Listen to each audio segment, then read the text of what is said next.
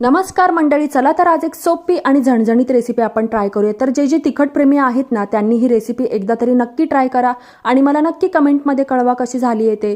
तर ही रेसिपी आहे ना माझ्या आईकडची आहे।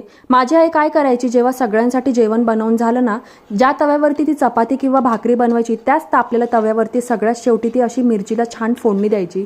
म्हणजे मिरच्या छान स्वच्छ धुवून त्याला अशा मधोमध चिरा पाडून तव्यावरती छान भाजून घ्यायची।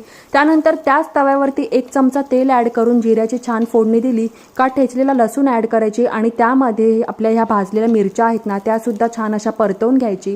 त्यामध्ये चवीनुसार मीठ ॲड करायची, धनेपूड, त्याचबरोबर दाण्याचं कूट हे ॲड केल्यानंतर मिरचीला काय भारी चव यायची हे काय विचारूच नका।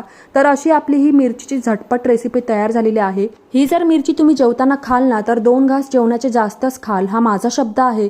तर रेसिपी कशी वाटली मला नक्की कमेंटमध्ये कळवा आणि जर व्हिडिओ आवडला असेल तर व्हिडिओला लाईक नक्की करा। बाय।